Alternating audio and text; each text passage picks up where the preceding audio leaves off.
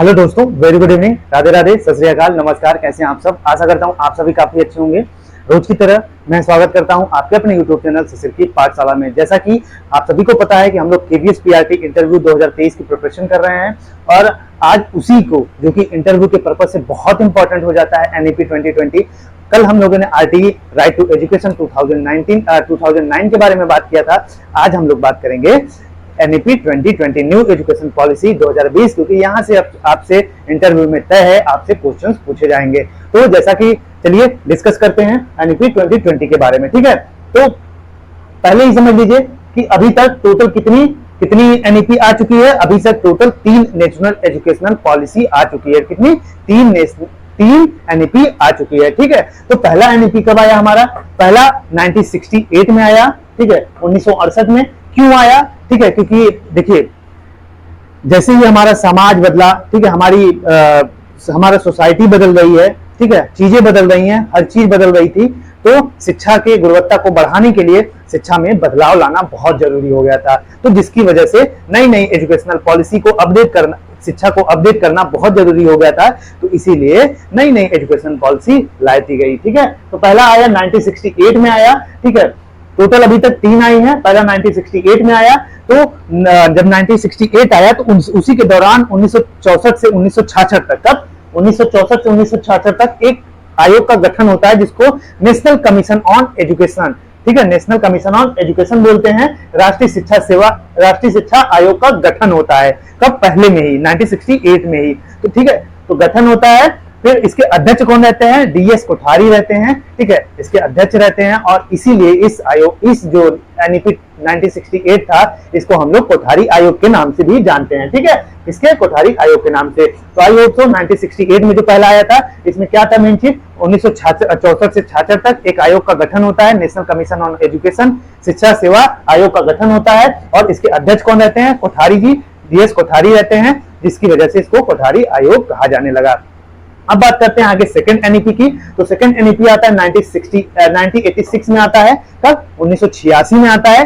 किसके कार्यकाल में आता है? राजीव गांधी के कार्यकाल में आता है। अब आगे चलते हैं।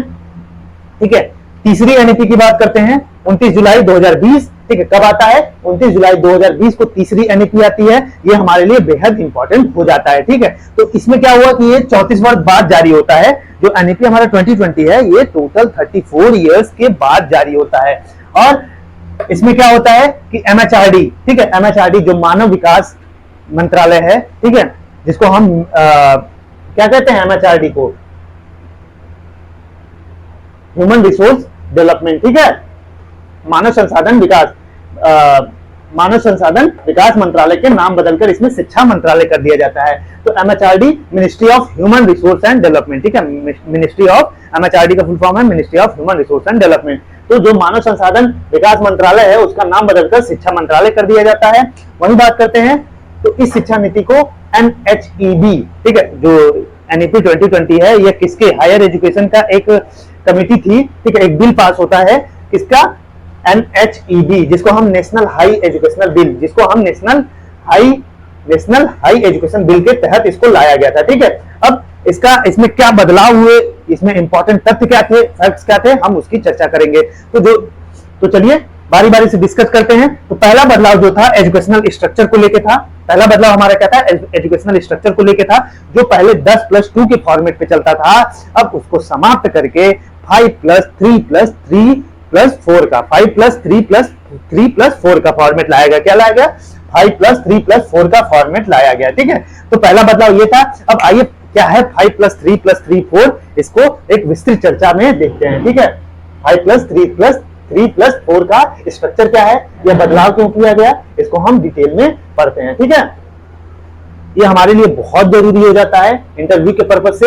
ये इंपॉर्टेंट टॉपिक है, इसलिए इसको अच्छे से पढ़ना बहुत जरूरी हो जाता है। ठीक है, तो 5+3+3+4 को हम अच्छे से समझेंगे। ठीक है, तो जो पहला 5 वर्ष होगा, ठीक है, क्या है? 5+3+4 को हम पढ़ेंगे। ठीक है, तो इसमें पहला पांच क्या है? जो पहला 5 है इसमें दोस्तों, पहला 5 है, इसमें क्या हो जाता है? पहला 5 जिसमें उम्र क्या होगी? इसमें उम्र होगी एज होगी, एज कितनी होगी बच्चों को इसमें 3 से 8 वर्ष। ठीक है, इसमें कितने वर्ष के बच्चे आएंगे 3 से 8 वर्ष के बच्चे आएंगे। ठीक है, 3 से 8 वर्ष के बच्चे आएंगे और इसको क्या कहा गया, ठीक है, इसको कहा गया है फाउंडेशनल स्टेज कहा गया है। ठीक है, इसको कौन सा स्टेज कहा गया है, फाउंडेशनल स्टेज। वही बात करते हैं, इसमें इसका उद्देश्य क्या है, ठीक है, इसमें प्री प्राइमरी जो 3 साल होगा, पहला 3 वर्ष, पहले 3 वर्ष को क्या कहा जाएगा, प्री प्राइमरी स्टेज। ठीक है, क्या कहेंगे हम लोग, प्री प्राइमरी स्कूल। ठीक है, प्री प्राइमरी, ठीक है, प्री प्राइमरी स्कूल कहेंगे, पूर्व शिक्षा विद्यालय जिसको भी हम कह सकते हैं। ठीक है, इसमें ये था, इसका उद्देश्य क्या था दोस्तों, इसको बात करते हैं। जो फाउंडेशनल स्टेज है, जो पहला जिसको हम फाउंडेशन स्टेज कहते हैं, इसमें क्या कहा गया है, इसका उद्देश्य क्या है, इसका उद्देश्य था कि हमें बच्चों में शिक्षा के प्रति रुचि, ठीक है, बच्चों में शिक्षा के प्रति रुचि, शिक्षा के प्रति रुचि जागृत करना। ठीक है,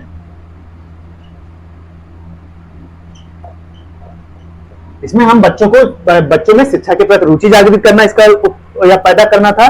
ठीक है, और दूसरा था नींव को मजबूत करना,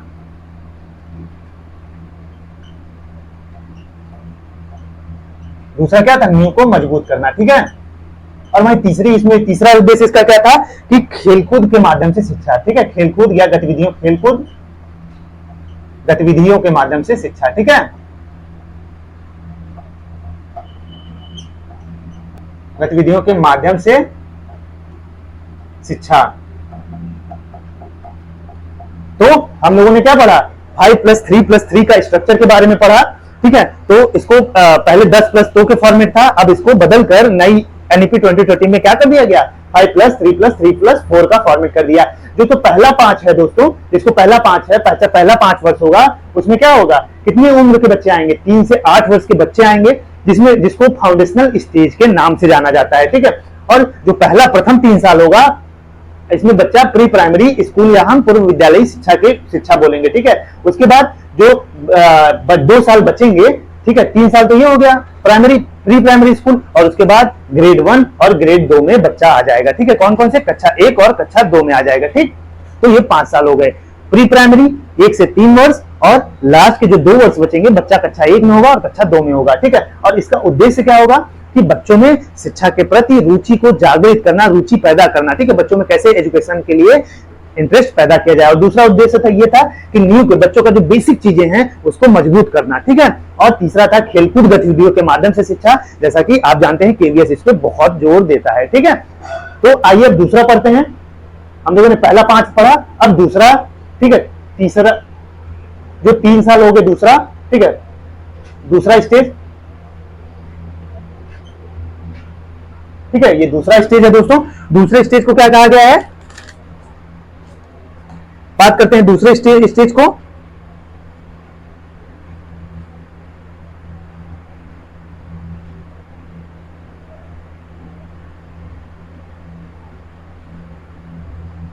तो दूसरे स्टेज को क्या कहा गया है,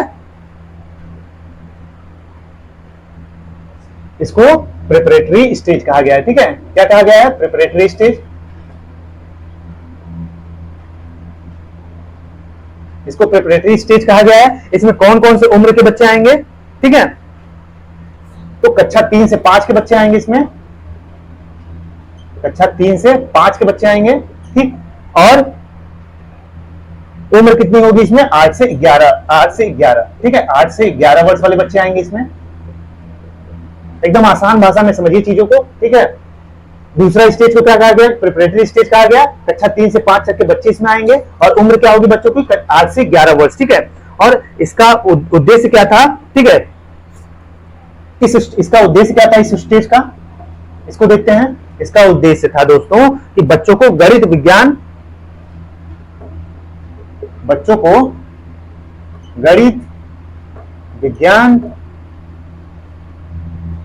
सामाजिक विज्ञान,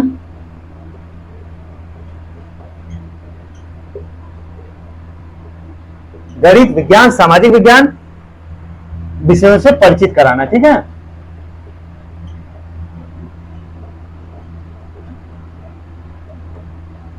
विषयों से परिचित कराना। तो इसका उद्देश्य आपको समझ में आ गया होगा। दूसरा स्टेज हम लोगों ने पढ़ा जिसको हम प्रिपरेटरी स्टेज कहेंगे। इसमें कक्षा 3 से 5 तक के वाले बच्चे आएंगे, उम्र उनकी क्या होगी 8 से 11 वर्ष होगी, ठीक है। और इसको प्रिपरेटरी स्टेज कहा जाएगा। इसका उद्देश्य क्या है, बच्चों में गणित, विज्ञान, सामाजिक विषय जैसे विषयों से परिचित कराना है इसका मुख्य उद्देश्य। अब आइए चलिए पढ़ते हैं तीसरे, जो पहला 5 वर्ष पढ़ लिया हम लोगों ने, फिर दूसरा स्टेज पढ़ लिया, अब आइए तीसरा स्टेज पढ़ते हैं, ठीक है। तीसरे स्टेज के बारे में पढ़ते हैं।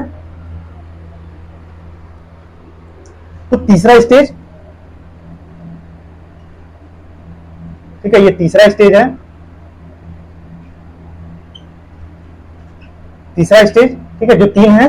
अब इसमें क्या कहा गया, इसको मिडल स्टेज कहा गया। इसको क्या कहा गया, मिडल स्टेज कहा गया। इसको मिडल स्टेज कहा गया। इसमें उम्र कौन कौन सी होगी, उम्र होगी 11 से 14 वर्ष, ठीक है, 11 से 14 वर्ष उम्र होगी इसमें बच्चों की। और वहीं बात करते हैं कक्षा 6 से 8 तक के बच्चे इसमें आएंगे, ठीक है, कक्षा 6 से 8 तक के, ठीक है। और इसमें क्या जाएगा, इसमें बच्चों का उद्देश्य क्या था, इसमें इसका उद्देश्य क्या था, बच्चों को ऐप बनाना,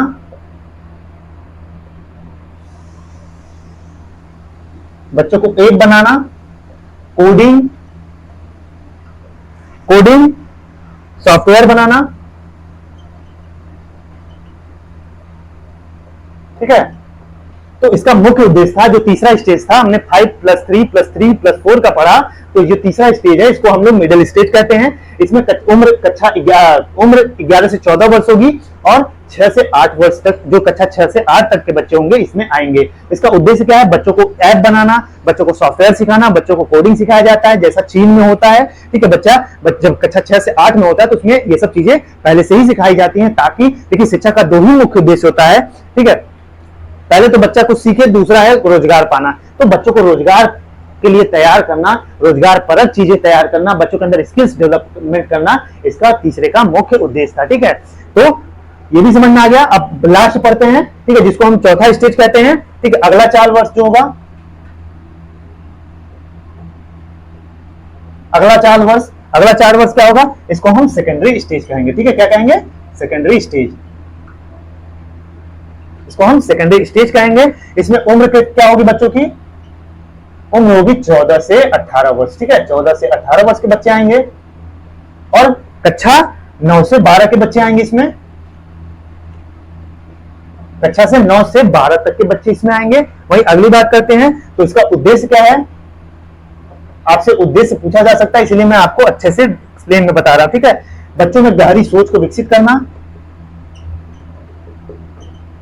गहरी सोच को विकसित करना,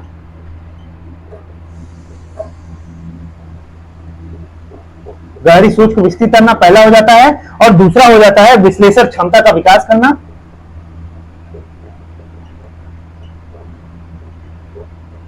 विश्लेषण क्षमता का विकास करना, ठीक है।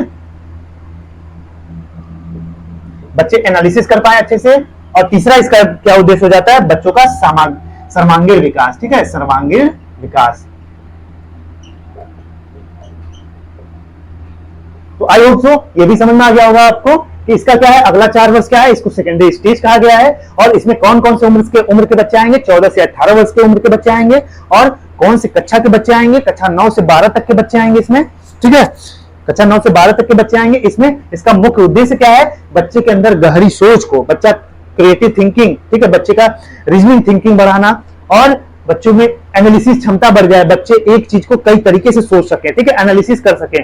और सर्वांगीण, बच्चे का ओवरऑल डेवलपमेंट करना इसका मुख्य उद्देश्य था। तो जो पहला बदलाव इसमें हुआ था एनईपी 2020 में, वो 10+2 फॉर्मेट को बदलकर 5+3+3+4 को बदल दिया गया। तो पहला 5 वर्ष इसमें क्या था दोस्तों, पहला 5 वर्ष ये था कि इसको फाउंडेशनल स्टेज कहा गया है, ठीक है, जिसमें बच्चा कक्षा 1 से 3 साल तक बच्चा प्रिपरेटरी स्टेज में, फाउंडेशनल स्टेज में रहेगा, जिसको हम प्री प्राइमरी स्कूल कहेंगे। बच्चे को पूर्व विद्यालयी शिक्षा इसमें दी जाएगी।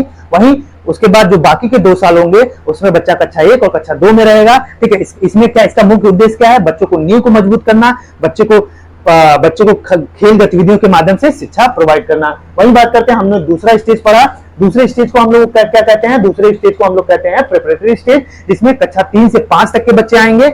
उम्र इसकी क्या होगी, इसका उम्र होगा दोस्तों, इसका उम्र होगा 8 से 11 वर्ष, और जिसका मुख्य उद्देश्य क्या होगा, इस विषय पर बच्चों को हमें सामाजिक विषय, मैथ और विज्ञान जैसे विषयों से परिचित कराना है। वहीं तीसरे स्टेज के बारे में पढ़ा हम लोगों ने। तीसरे स्टेज को हम लोग कहते हैं मिडिल स्टेज, जिसमें बच्चा कक्षा 6 से 8 तक होता है इस स्टेज में, और उम्र 11 से 14 वर्ष हो जाती है। इसमें क्या सिखाया जाएगा, बच्चों को ऐप बनाना सिखाया जाएगा, बच्चों को सॉफ्टवेयर बनाना सिखाया जाएगा, बच्चों को कोडिंग सिखाया जाएगा, ताकि बच्चे को आगे एक अच्छे स्किल डेवलपमेंट करके बच्चों के लिए रोजगार के लिए भी तैयार किया जा सके। वहीं हम लोगों ने लास्ट पढ़ा अगला 4 वर्ष। अगला 4 वर्ष को हम लोग क्या कहते हैं, सेकेंडरी स्टेज कहते हैं, जिसमें बच्चों की उम्र होती है 11 से 18 वर्ष, और इसमें कक्षा 9 से 12 तक के बच्चे आएंगे। इसका मुख्य उद्देश्य क्या है, बच्चे के अंदर गहरी रीजनिंग को, बच्चे के अंदर एनालिसिस थिंकिंग को बढ़ाना, क्रिएटिव थिंकिंग को बढ़ाना, और लास्ट है ओवरऑल डेवलपमेंट को विकास करना। अब आइए कुछ इंपॉर्टेंट और इसमें जो बदलाव हुए हैं नीति 2020 में, जो हमारे लिए इंपॉर्टेंट है, उसको पढ़ते हैं। ठीक है,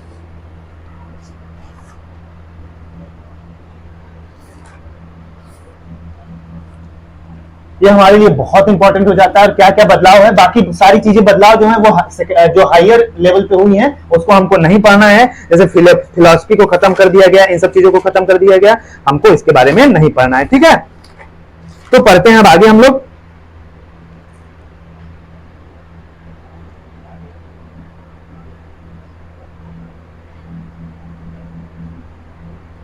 इसी में जो रिसोर्सेस हैं, ठीक है, जो बच्चों के लिए रिसोर्सेस हैं उसकी बात की गई।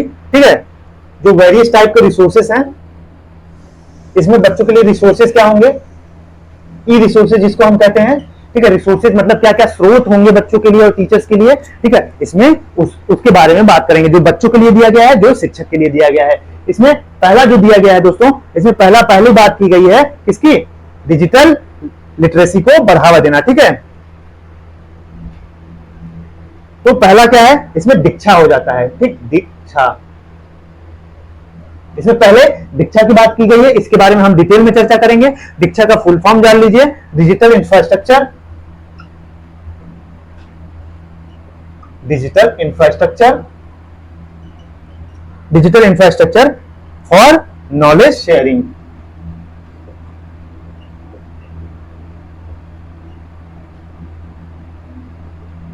इसके बारे में बात किया गया, ये रिसोर्सेस, इसके संसाधन क्या क्या होंगे।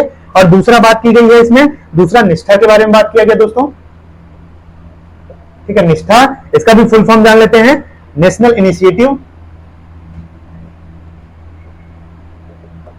इनिशिएटिव फॉर स्कूल हेड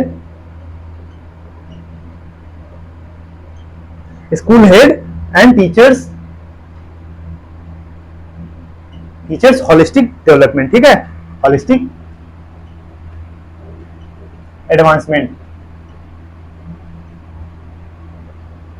तो ये क्या हो गया, निष्ठा का national initiative for school head and teachers holistic advancement. ठीक है, और तीसरी इसमें किसके बारे में बात की गई, इसी में बात की गई तीसरा निपुण के बारे में। ठीक है, निपुण के बारे में, तो निपुण का फुल फॉर्म जान लीजिए, national initiative for proficiency, national initiative for proficiency, national initiative for proficiency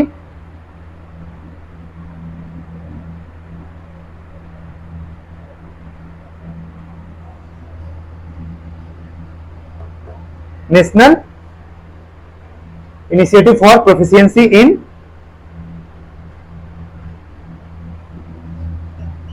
creating with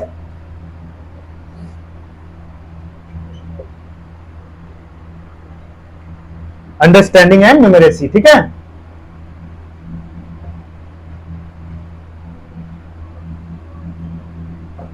understanding and numeracy. ठीक है, क्या कहा गया इसको, national initiative for proficiency in creating with understanding and numeracy. ठीक है, अब इसी में चौथा बात की गई FLN के बारे में। ठीक है, जिसको हम कहते हैं foundational literacy and numeracy, foundational literacy and numeracy. ठीक है, एक मिनट। तो national foundational literacy and numeracy के बारे में बात की गई, एफएलएन के बारे में। ठीक है, और पांचवी बात की गई इसी में परख के बारे में। ठीक है, परख, ये परख का फुल फॉर्म लिख लीजिए, performance assessment review, performance assessment review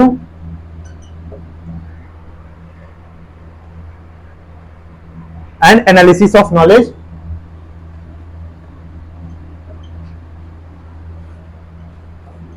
analysis of knowledge for holistic development.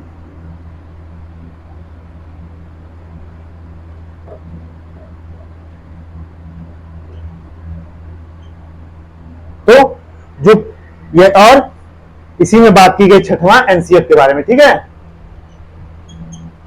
NCF, और इसने माना एनसीएफ 2005 को बदला जाए। ठीक है, 2005 को चेंज करके, ठीक है, नया एनसीएफ लाया जाए। ठीक है, नया एनसीएफ लाया जाए। ठीक, तो दोस्तों इसमें जो संसाधन होंगे, पहला तो एजुकेशनल स्ट्रक्चर में 5+3+3+4 में चेंज किया गया, और बात की गई इसमें बच्चों और टीचर के लिए क्या क्या संसाधन होंगे, ई रिसोर्सेस होंगे। ठीक है, तो वेरियस रिसोर्सेस हैं, जिसमें पहला हो जाता है Diksha, digital infrastructure for knowledge sharing. ठीक है, वहीं निष्ठा की बात की गई, national initiative for school head and teachers holistic advancement. वहीं तीसरी बात की गई निपुण की, national initiative for proficiency in creating with understanding and numeracy. वहीं एफएलएन की भी बात की गई है, जिसको हम कहते हैं फाउंडेशनल लिटरेसी एंड न्यूमेरेसी। वहीं परख की बात की गई है, परख का फुल फॉर्म है performance assessment review and analysis of knowledge for holistic development. ठीक है, और इसने ये भी कहा कि एनसीएफ 2005 में बदलाव करिए, एक नया ड्राफ्ट बन चुका है 2023 के लिए। अब देखिए आगे कब आता है। ठीक है, तो इसकी बात की गई, इसको हम डिटेल में पढ़ेंगे। ठीक है, हम आपको बस यहां समझा रहे हैं कि क्या क्या एनईपी 2020 में बात की गई, और बस बच्चों और टीचर्स के परपेज में। ठीक है, तो इसके बारे में बात कर ली हम लोगों ने। अब आइए इसके इंपॉर्टेंस को समझते हैं, इसका इंपॉर्टेंस क्या है और इसका उपयोग क्या है। ठीक है, शिक्षा में इसको क्यों उपयोग किया जा रहा है, क्या बदलाव लाए जाएंगे इससे, उसके बारे में डिटेल चर्चा करते हैं। ठीक है,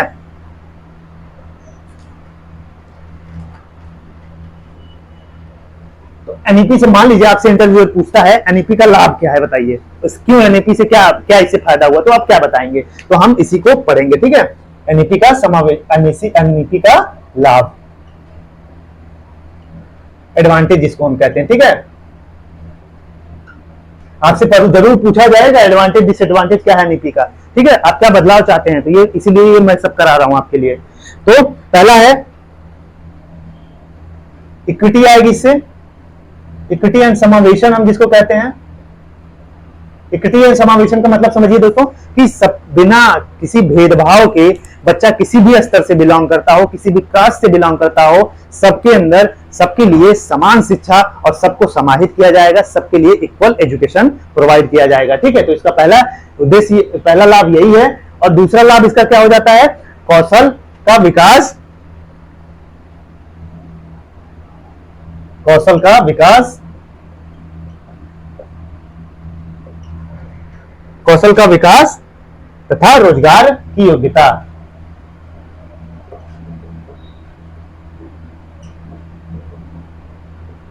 तो इसका जो दूसरा लाभ होता है कौशल का विकास, बिल्कुल बच्चों के अंदर कोडिंग के थ्रू, बच्चों के अंदर वेरियस जो डिजिटल चीजें हैं उसके उपयोग के माध्यम से बच्चों के अंदर स्किल्स के डेवलपमेंट किए जाएंगे। स्किल्स का डेवलपमेंट क्यों किया जाएगा, ताकि बच्चा जाके आगे चल के बच्चा, इसमें ये भी कहा गया है ना कि जो जैसे छोटे कारपेंटर हो गया, बढ़ई हो गए, ऐसे लोगों के साथ बच्चों को ट्रेनिंग प्रोवाइड की जाएगी 10 दिन के लिए। ठीक है, ताकि बच्चे के अंदर स्किल्स आए, तो कौशल का विकास होगा, तथा बच्चा अगर कौशल का विकास होगा तो बच्चा रोजगार के लिए आगे अपने आप तैयार हो जाएगा। ठीक है, तीसरा इसका बात करते हैं परीक्षा के तनाव को कम करना, परीक्षा के तनाव को कम करना, और चौथा बात करते हैं वैश्विक मान्यता मिल जाती है इसको। वैश्विक मान्यता का मतलब है कि बच्चों को हम ऐसी शिक्षा दें कि पूरा इसको एक वर्ल्ड लेवल पे हम शिक्षा बच्चों को दिए, ठीक है, हर ताकि इन सब एजुकेशन का जो मान्यता हो वो वर्ल्ड लेवल पे हो, ठीक है। अब आगे बात करते हैं अनुसंधान तथा नवाचार को बढ़ावा देना।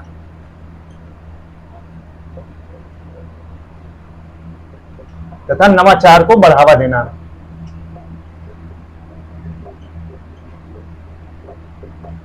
जैसे खुद का स्टार्टअप करना, ठीक है, रिसोर्सेज करना, रिसर्च करना, ठीक है, और चीजों में नयापन लाना। जैसे पुरानी चीजें होती आई हैं, बच्चों के अंदर हम स्किल्स डेवलपमेंट करते हैं, बच्चा कुछ उसमें नया लाए, ठीक है, एजुकेशन में हर चीज में नया लाने का एक तरीका भी है, ठीक है। अब आगे बात करते हैं, इसका और लाभ है स्थानीय भाषाओं, स्थानीय भाषाओं, स्थानीय भाषाओं और संस्कृतियों का संरक्षण, और संस्कृतियों का संरक्षण। तो ये कैसे होगा दोस्तों? बिल्कुल, जो हमारी स्थानीय भाषाएं हैं बच्चों को इसमें कहा गया है नहीं कि हम लोकल लैंग्वेज में बच्चों को जो मातृभाषा होगी उसमें शिक्षा दी जाएगी, तो इसकी वजह से ही हमारी जो स्थानीय भाषाएं हैं खत्म नहीं होंगी। भोजपुरी हो चाहे कोई भी भाषा हो, मराठी हो, कुछ भी, वो प्रचलन में रहेंगी और हमारी जो प्राचीन संस्कृतियां हैं, जो कल्चर है वो बचा रहेगा, ठीक है। तो इसका यह एक लाभ भी है। अब बात करते हैं, ठीक है, अब इसकी विशेषताएं।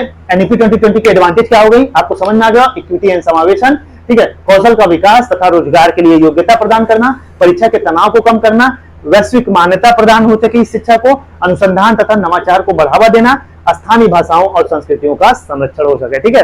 अब आइए बात करते हैं एनईपी की विशेषताएं क्या क्या हैं, ठीक है। एनईपी की विशेषताओं के बारे में बात करते हैं, ठीक है।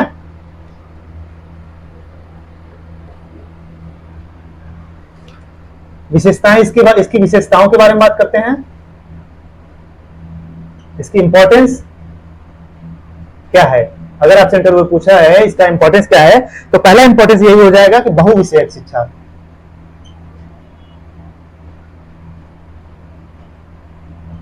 तो इसमें यह बात की गई बहुविषयक शिक्षा कि बच्चा कोई भी सब्जेक्ट चुन सकता है। ये नहीं है कि बच्चा आर्ट ही ले, साइंस ले, कॉमर्स ले, अपने मन से बहुत सारे ऑप्शंस होंगे, बच्चा कोई भी सब्जेक्ट लेके, पर्टिकुलर सब्जेक्ट लेके उस विषय में आगे बढ़ सकता है, ठीक है। तो बहुविषयक शिक्षा हो गया और कई भाषाओं में शिक्षा दी जाएंगी, ठीक है। वहीं दूसरी बात करते हैं, क्या इसका इंपॉर्टेंस है? बच्चों का समग्र मूल्यांकन होगा इसमें। समग्र मूल्यांकन का मतलब है कि पहले की तरह नहीं है कि बस बच्चा रिजल्ट में अच्छा, मतलब पढ़ाई में अच्छा होना चाहिए। अब बच्चे के लिए ओवरऑल इवैल्यूएशन होगा, वो चाहे बच्चा खेल में हो, बच्चा म्यूजिक में हो, बच्चा डांस करता हो, सारी चीजों का मूल्यांकन किया जाएगा, ठीक है। अब आगे बात करते हैं डिजिटल शिक्षा। डिजिटलाइजेशन पे जोर दिया गया है इसमें। डिजिटल शिक्षा बच्चों को दी जाएगी, ठीक है, बच्चों को डिजिटल शिक्षा दी जाएगी। विषयों के चयन में लचीलापन, विषयों के चयन में फ्लेक्सिबिलिटी लाई जाएगी, ठीक है। लचीलापन कि बच्चों के अंदर जो भी बच्चा अपने मन पसंद विषय को चुन सकता है, उसका चयन कर सकता है, ठीक है, और उसमें फ्लेक्सिबिलिटी लाई जाएगी, ठीक है। और इसके लाभ क्या है या इंपॉर्टेंस क्या है कि बच्चों को वेरियस एजुकेशन देना, ठीक है, बच्चों को वेरियस डायग्राम, पिक्चर्स और पपेट्री के माध्यम से, इन सब चीजों के माध्यम से बच्चों को शिक्षा देना, ठीक है। तो ये था एनईपी 2020 के बारे में। जितना बस इंटरव्यू के लिए कोई एग्जाम देने नहीं जा रहे हैं, हम एग्जाम दे चुके हैं, तो हमको बस इतना पता होना चाहिए कि नई शिक्षा नीति के महत्व क्या है, एडवांटेज क्या है, डिसएडवांटेज क्या है, ठीक है, बदलाव उसमें क्या चाहते हैं आप, इन सब चीजों से रिलेटेड क्वेश्चंस आपसे पूछे जा सकते हैं, ठीक है। तो आई होप सो आपको सारी चीजें समझ में आ गई होंगी। एनईपी 2020 क्या है, इसका कब लाया गया, क्यों लाया गया, किसके द्वारा लाया गया, इसकी इंपॉर्टेंस क्या है, इसका एडवांटेज क्या है, इसका डिसएडवांटेज क्या है, एकदम अच्छे से। इंटरव्यू के लिए हमें बस इतना जरूरी है, इससे ज्यादा हमें नहीं पढ़ना है, ठीक है। जो जितना जरूरी था टीचर और बच्चों से लेके, बाकी तो उसका पूरा कई पेजों का है, ठीक है, उसका हमें नहीं पढ़ना है। बस जितना हमारे इंटरव्यू के लिए इंपॉर्टेंस है हम उतना ही पढ़ेंगे, ठीक है। उसके बारे में मैंने बता दिया, शिक्षक से लेके बच्चों के बारे में जो सारी चीजें बदलाव हुई थी, और कक्षा 1 से 5 तक के बारे में बस जो बदलाव हुआ था, मैंने सारी चीजों को इसमें डिस्कस किया है। तो ये बहुत इंपॉर्टेंट वीडियो हो जाता है। इस वीडियो को जरूर देखिएगा। आप इंटरव्यू देने जाएंगे तब आपको समझ में आएगा कि हाँ, काफी ये मदद करेगा। ये इसलिए मैं पढ़ा रहा हूँ इतना डिटेल में, ताकि आपके जवाब देने में, आपको जवाब देने में बहुत मदद मिले, ठीक है। तो चलिए हंसते रहिए, मुस्कुराते रहिए। ऐसी वीडियोस के लिए जरूर इस चैनल को सब्सक्राइब कर लीजिए ताकि आप तक ऐसे वीडियो सबसे पहले पहुंचे। मैं फिर कह रहा हूं, मैं कंप्लीट प्रिपरेशन कराऊंगा डेमो टीचिंग की और इंटरव्यू की फ्री ऑफ कॉस्ट में। मैं फिर कह रहा हूं, पेड कोर्सेस ले लीजिए आप कहीं से भी, आपका चाहे जो मन करे, आपको सारी चीजें यही पढ़ाई जाएंगी, यही घुमा फिरा के सारी चीजें वहीं पर रहेंगी, बल्कि यहाँ मैं फ्री ऑफ कॉस्ट में दे रहा हूं। तो चलिए इस वीडियो में यहीं तक, फिर मिलेंगे, तब तक के लिए हंसते रहिए, मुस्कुराते रहिए। जय हिंद, जय भारत।